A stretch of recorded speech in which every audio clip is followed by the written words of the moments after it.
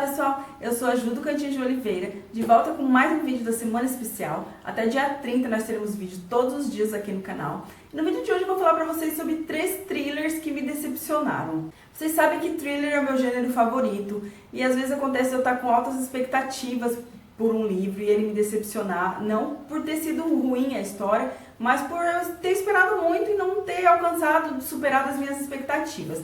No caso desses 3 livros, não é que eu esperava muito deles, eu não estava com expectativas, mas eu achei que mesmo assim eles me deixaram na mão, sabe? Não foi aquela empolgação que eu preciso sentir raiva, sentir repulsa, sentir nojo, sentir pavor por uma história assim muito forte. As histórias têm que mexer comigo. Esses 3 livros foram histórias assim bem insossas, que não, sabe, quando não fede nem cheira, sem sal, sem açúcar. Então eles não me marcaram, a não ser como livros assim, insossos mesmo. Eu vou falar um pouquinho de cada um deles pra vocês agora. O primeiro livro que eu escolhi pra falar pra vocês, um thriller que me decepcionou, que eu não gostei, foi Morte Invisível. A capa desse livro é linda, eu amei a capa dele. É da editora Arqueiro, das autoras Lene Kaberbal e Agnete Fries.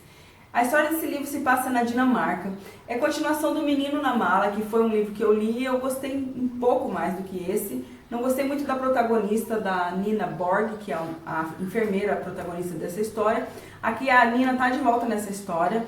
Só que aqui eu gostei um pouquinho mais da personagem. Ela tá mais comunicativa, mais cativante, ela me cativou um pouco mais. Então, na história da Nina, ela é uma enfermeira que trabalha muito, é muito dedicada ao trabalho dela e isso deixa o marido dela até um pouco desconfortável, um pouco irritado por ela dedicar mais tempo à sua carreira, à sua profissão do que à família, ao marido e à filha.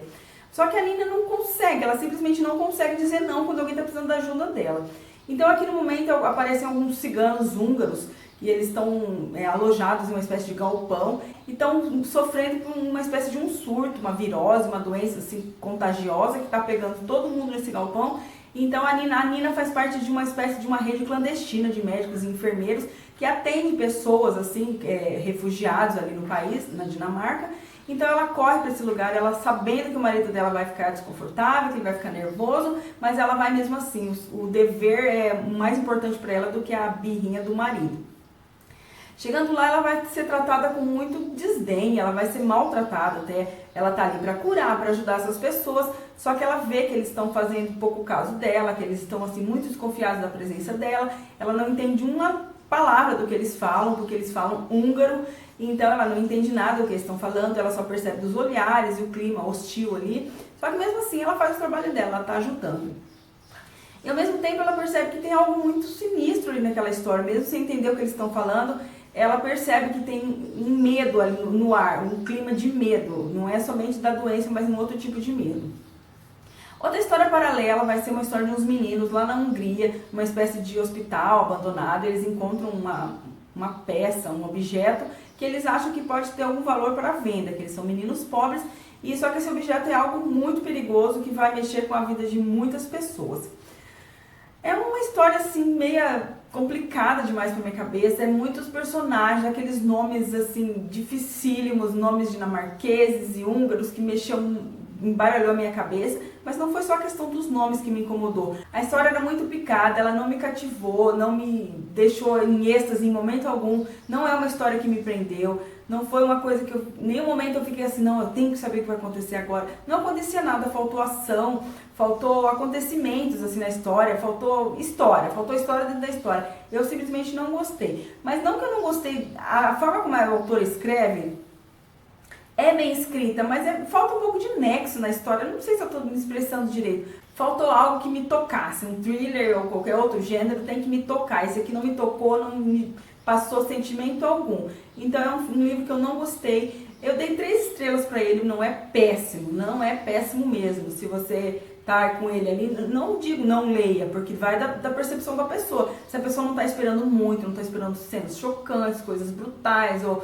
muito impacto, assim, tudo bem, vai ser ok pra você. Eu tô contando no meu caso. Eu gosto de me impactar, de ser assim, arrebatada por uma história, e no caso aqui não foi o que aconteceu. Então por isso ele entrou na minha lista de thrillers que me decepcionaram. Outro livro que me decepcionou bastante foi, na verdade, o meu primeiro contato com essa autora. Eu queria muito conhecer a escrita dela. É o livro da Tess Gerritsen, A Garota Silenciosa. Esse livro faz parte da série Rizzoli Isles. Na verdade, tem uma série, eu não sei se tem ainda no Netflix, pelo menos não tem. Eu assisti há muito tempo atrás, vários anos atrás, alguns episódios e gostei bastante. É a história de duas amigas, uma é investigadora da polícia de Boston, se não me engano, e a outra é uma patologista forense. Elas têm uma relação de amizade bem grande e elas trabalham juntas. E eu gostei muito da relação das duas, dos crimes que elas desvendavam, uma trabalhava ajudando a outra, e só que aqui nessa história não foi bem isso que aconteceu. Também eu posso ter sido um pouco culpada, eu posso estar falando besteira, porque esse livro é o 9º livro da série, uma série bem longa, acho que tem mais de 10 livros.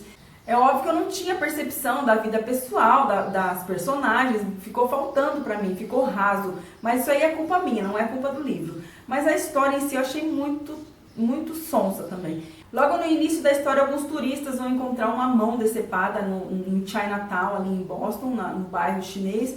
Então eles vão procurar a polícia imediatamente e a polícia vai vir procurar pistas sobre o corpo, né, de quem seria essa mão decepada, e vai encontrar coisas muito estranhas. Vai encontrar pelos de uma espécie que eles não conseguem identificar que tipo de animal, ao que pertence aqueles pelos.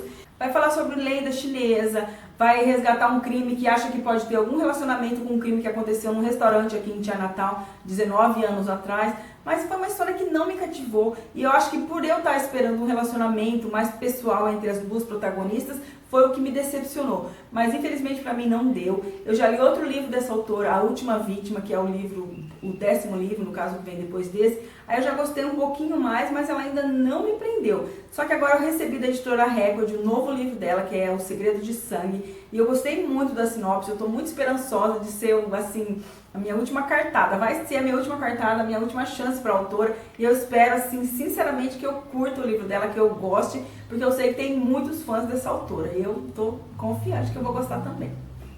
Para fechar essa lista de thrillers que eu não gostei muito, eu vou falar para vocês sobre A Garota Sem Passado, do autor Michael Cardos, da editora Arqueiro. Esse livro vai contar a história da Melanie. Ela é uma sobrevivente. Quando ela era criança, ela tinha uns 3 aninhos, ela sobreviveu a um massacre em que o pai dela matou a mãe e tentou matá-la também, só que ela acabou sendo resgatada por uns tios e saiu da cidade. Então, há mais de 18 anos, ela vive foragida, escondida do pai dela que está solto, que pode encontrar ela a qualquer momento. Então ela vive com medo. 18 anos, ela viveu a infância, a adolescência dela toda com medo, se escondendo, sem sair de casa, apenas para ir para a escola. Uma vida muito ruim, muito presa. Então agora a Melanie se envolveu com um professor e acabou engravidando. E ela decidiu que ela não quer isso para a vida dela, não quer isso para o filho dela que vai nascer, viver se escondendo, viver com medo. Então ela cria coragem, volta para a cidade onde tudo aconteceu, onde o crime aconteceu, e vai tentar buscar pessoas que possam ter alguma relação com aquele crime, que possam saber de algum detalhe sobre aquele massacre naquela noite, que possam contar para ela.